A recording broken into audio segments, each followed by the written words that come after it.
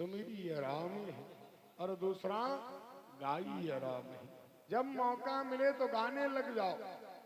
और तीसरा संतत सुनिया राम गुण ग्राम है, संतत सुनिया राम गुण ग्राम है, संतत सुनिया राम गुण ग्राम है।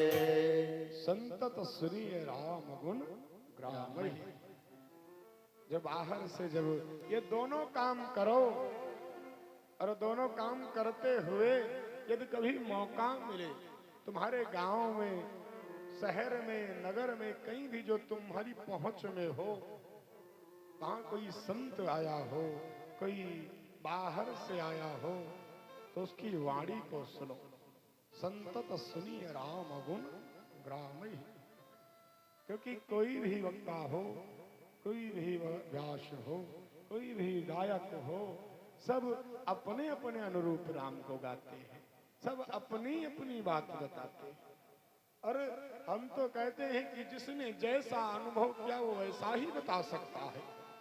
हो सकता है हमारे सरकार का अनुभव आपने कुछ दूसरा किया।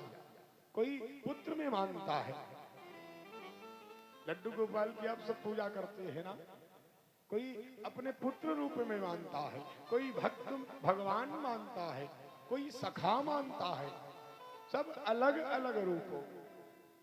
तो पता नहीं किस रूप में आपने माना हो, और जो सुन रहे हो, जो गा रहे हो, वो उसी रूप का हो जाए। ये तो बड़ा सुंदर अवसर होता। तो जब ऐसा मौका मिले तो प्रसन्न हो जाओ। अरे भागवत तो बड़ी विशेष।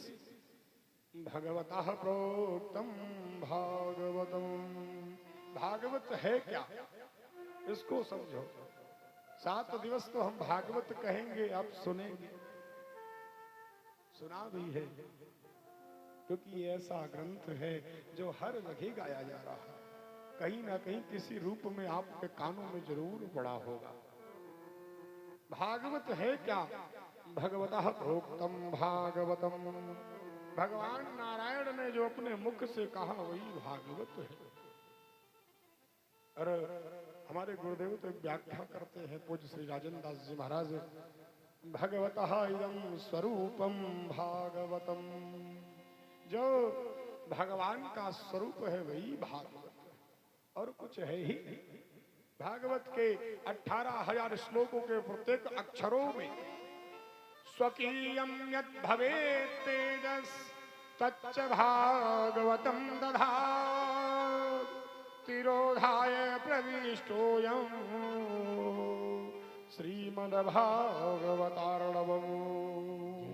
भगवान जब स्वधाम गए थे हमारे श्री कृष्ण, तो उनके शरीर से एक तेज पुंज निकला था, वो भागवत में समाहित हुआ। तो भगवान का स्वरूप ही भागवत है। अच्छा, हम सब इसकी खूब प्रशंसा भी करते हैं कि भागवत सुनो। देखो, भागवत इसलिए कहते हैं। अच्छा, पहले दिवस हम महात्म्य पे चर्चा करते हैं, ये भी विशेष है। प्रथम दिवस हम महात्म्य में ही चर्चा करते हैं। महात्मा है क्या? जब तक आप किसी के बारे में नहीं जानते तब तक आप उसको समझ नहीं सकते, कि कोई भी हो। अच्छा, आपके घर में कोई आए, मेहमान आता है, तो क्या सीधे आंगन में बेडरूम में जाता है? नहीं। कोई भी हो, कहाँ बैठाते हो? गेस्ट रूम, ड्राइंग रूम में, बाहर बरामदे में। और ज्यादा नहीं जानते तो रोडई पर से हमारी माताएं हाथ जोड़ लेती हैं कि बाबा हमको पता नहीं। करते हैं ना? क्या घर में बुला के बैठाते हैं? नहीं बैठाते। क्यों? क्योंकि जानते नहीं है। तो महात्म ज्ञान पूर्वकम श्रद्धा भवति, ये व्याकरण में कहा जाता है कि जब तक हम किसी के महात्म को नहीं जानेंगे, किसी के बारे में नहीं जानेंगे, तब तक हम उससे प्रेम नहीं कर सकते। कोई भी व्यक्ति हो, क्या बिना जाने एक दूसरे से प्रेम हो सकता है? नहीं हो सकता। यहाँ तक कहें पिता पुत्र में नहीं हो सकता, भाई भाई में नहीं हो सकता, पति पत्नी में नहीं हो सकता, कोई भी जीव हो, यदि आप उसको जानेंगे नहीं तब तक प्रेम नहीं करेंगे। तो अब अच्छा जानना क्यों जरूरी है? प्रेम ही नहीं होना, बिना जाने उसको समझ नहीं पाओ। जाने बिन न होई प्रतीति, प्रेम नहीं होगा। तो इसीलिए भागवत के महात्म का गायन किया गया। इसको एक एक बात समझते चलिए, हम आपको अंतिम दिवस तक समझाए। और जब महात्म की बात आई तो महात्म क्या है? महिमा। महात्म का महिमा। महिमा क्या है? महिमा तो वही है किसी की प्रशंसा की जाए। अच्छा आप बताओ कि आप इतने बड़े आदमी हो, क्या अपने मुख से कहो? कोई भी साधारण व्यक्ति नहीं कहेगा ना। और अगर कहे तो वो बड़ा नहीं है कि बड़े बड़ाई ना करें और बड़े न बोलें बोल, हीरा मुख से ना कहे लाख टका मेरो मोल। कभी भी बड़ा व्यक्ति प्रशंसा नहीं करता। कभी भी हीरे को देखा तुमने अपनी कीमत बताते हैं? नहीं, हीरा कभी नहीं बताता। छोटे शहरों में तो हीरे की कीमत जौहरी बताने में डरते हैं। इतना विशेष है, इतना बड़ा है। तो ये भागवत बहुत विशाल है। इसने अपनी प्रशंसा खुद नहीं की। भागवत में 18,000 श्लोक हैं, 12 स्कंद हैं। इन 12 स्कंदों में कहीं पर भी भागवत की महिमा नहीं गाई गई, कहीं पर भी नहीं गाई गई। एक भी शब्द विशेष महिमा के लिए नहीं बोला गया। चरित्रों के बारे में बोला गया कि इस चरित्र को जो सुनेगा वो कृतार्थ हो जाएगा। तो इसकी महिमा कहाँ गाई गई? इसकी महिमा गाई गई 2 पुराणों में, स्कंद पुराण और पद्म पुराण। प्रथम स्कंद पुराण और पद्म पुराण, इन दोनों में इस भागवत की महिमा को 10 अध्यायों में गाया गया।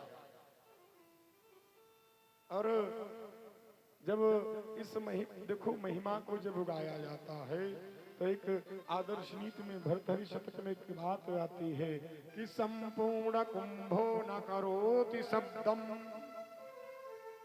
जो घड़ा भरा होता है क्या आवाज करता है? आगे की कहावत आप सब जानते हैं कि अध जल गगरी छलकत जाए। सुना भी है, खूब बोला भी है। अर्ध घटो भो समुपैत नूनम, जो आधा घड़ा भरा होता है वो सदैव आवाज करता है। तो भागवत परिपूर्ण है, भागवत खाली नहीं है। भागवत से आपको जो चाहिए वो मिल जाता है, ऐसा पवित्र ग्रंथ है। और ये आवाज ना करे तो इसकी प्रशंसा दूसरों ने। स्कंद महापुराण और पद्म पुराण में श्री वेद व्यास जी महाराज ने इसकी महिमा का व्याख्यान किया। और इस महिमा को जब गाया तो वो सोच चुके थे कि भागवत बड़ी विशेष होने वाली। और ऐसी भागवत आज हम सबको मिली है, तो ये हमारा परम सौभाग्य है। बोलो वृंदावन बिहारी लाल की जय हो। श्री राधे गोविंदा, मन भजले हरि का प्यारा नाम है।